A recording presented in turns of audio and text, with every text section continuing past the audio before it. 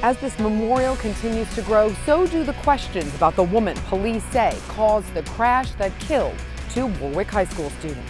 Local businesses come together to help support members of the Lidditz community.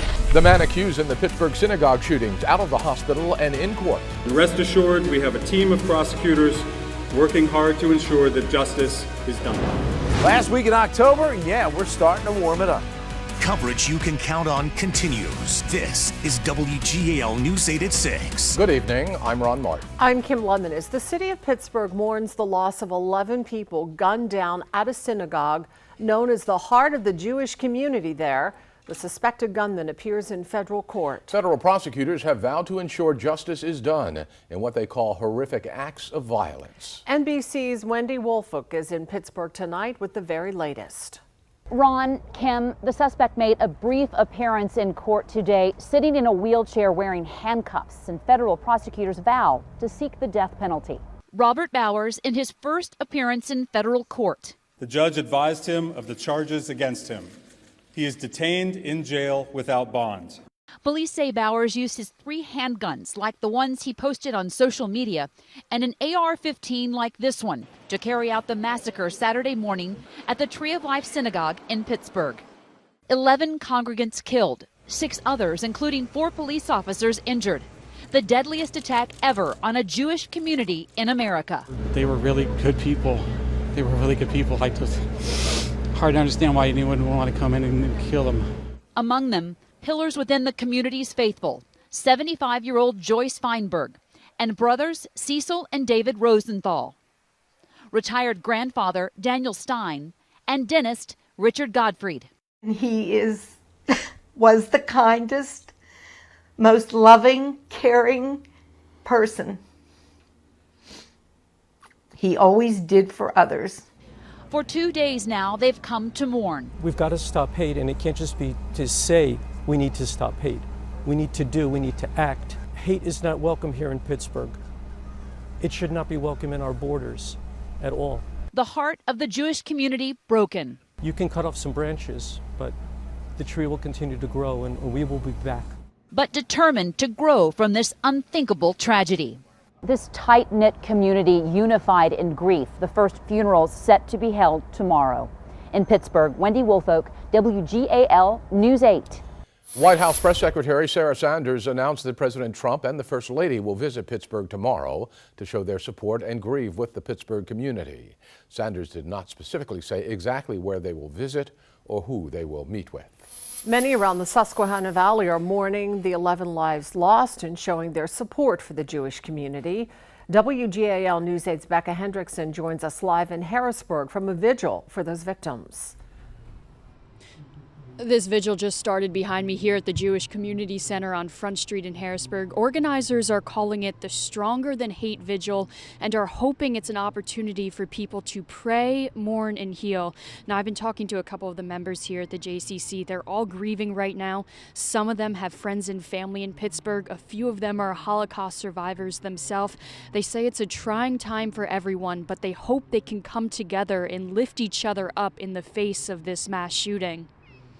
We had to do something quickly because people wanted to come together of all faiths, not just members of our Jewish community who certainly wanted to come together to mourn, but we have friends from the Christian and Muslim and other faith communities who had to be with us today.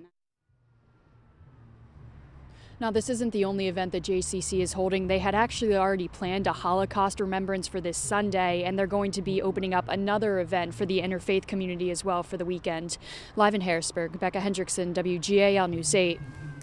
There will also be a vigil against hate in York County tonight in the wake of the tragedy. St. Paul's United Church of Christ in Dallastown is hosting the event. It'll be taking place at York City Hall at 8 o'clock.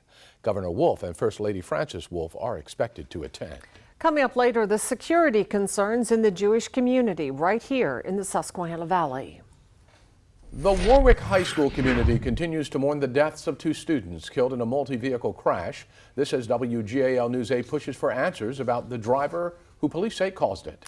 WGAL News 8's Meredith Jorgensen is in Lidditz with the latest information. A memorial grows across from Warwick High School, as do questions about the accident that killed 2 juniors Friday afternoon.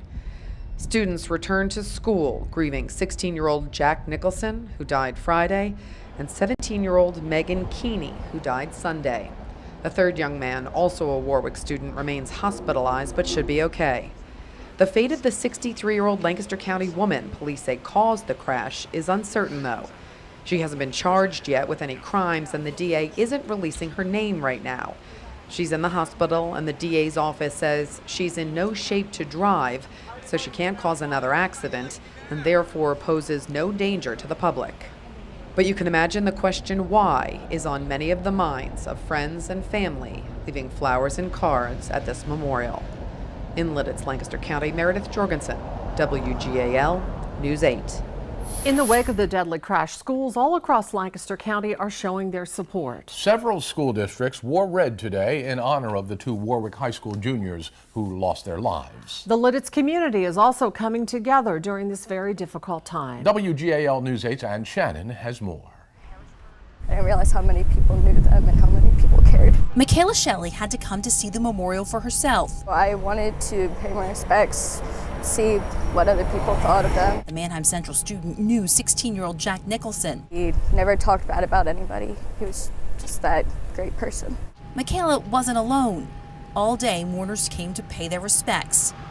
At the Bull's Head Pub, plans are underway for a fundraiser November 17th. I think within 24 hours, we had over 200 shares. We've had over like 1,200 likes, probably about 60, 70 comments. The restaurant will offer 3 specialty beers. Even if you don't like beer, you can help. They'll be accepting donations to give to the families. All those proceeds will always go for that day on November 17th, will go towards the families that were impacted. Many here say they'll do whatever they can to help their community heal. In Lidditz, Ann Shannon, WGAL News 8. The Lidditz Lions Halloween Parade is still set for tonight at 7 o'clock. Attendees are asked to wear red in support of the Warwick High School community. A Lancaster County man is facing charges after police say he raped 2 women. The 2 women told police that 28-year-old Jonathan Torres sexually assaulted them October 21st at a home on the 500 block of East Main Street in Lidditz. Police say Torres and the victims know each other. A York County man was sentenced to prison today for killing his pregnant wife with a sword in January of 2017. John Ziegler pleaded guilty but mentally ill to charges of first-degree murder and first-degree murder of an unborn child. Ziegler was sentenced to consecutive life in prison sentences. Investigators say Ziegler stabbed his 25-year-old wife Diana with a sword inside their Jackson Township home. On to Dauphin County. Interstate 83 is back open after a crash shut it down for hours earlier today. The crash happened around 10 this morning near the Dairy Street exit. A tractor-trailer tipped over and had to be removed before that road could be reopened. Covering Cumberland County, where one person's dead following a crash in Hamden Township. The coroner says 85-year-old Verna Hendershute of Camp Hill was killed when the car she was a passenger in was hit by another vehicle. It happened just before 8 this morning on Wirtsville Road at Valley Road. Now, her husband was driving the car. He was taken to the hospital to be treated for injuries. Right now, police in Lancaster are investigating a possible arson. Fire crews were called to the 500 block of South, East End Avenue on Sunday just after 2 a.m. Firefighters say smoke was coming from all 3 floors of a duplex-style building. The city fire marshal says there were multiple ignition points, and they're looking into the cause. There's no word on any injuries tonight. Also in Lancaster, a small overnight fire caused minor damage at the Kunzler meat plant on Manor Street. Lancaster firefighters say a vacuum pump caught fire, but it took a while to vent the smoke out of the building. Next on WGAL News 8 at 6. A rabbi tells us he's seen an uptick in anti-Semitism recently. I'm Barbara Barb. Hear what he has to say about security concerns for his own congregation. A little chill out there right now, but it's going to be warming up over the next couple of days. Trick-or-treating, I think, should be mostly dry. There could be a few showers around. I'll explain coming up. Looks like a cooler, drier weekend, though, coming our way. More details coming up in just a bit.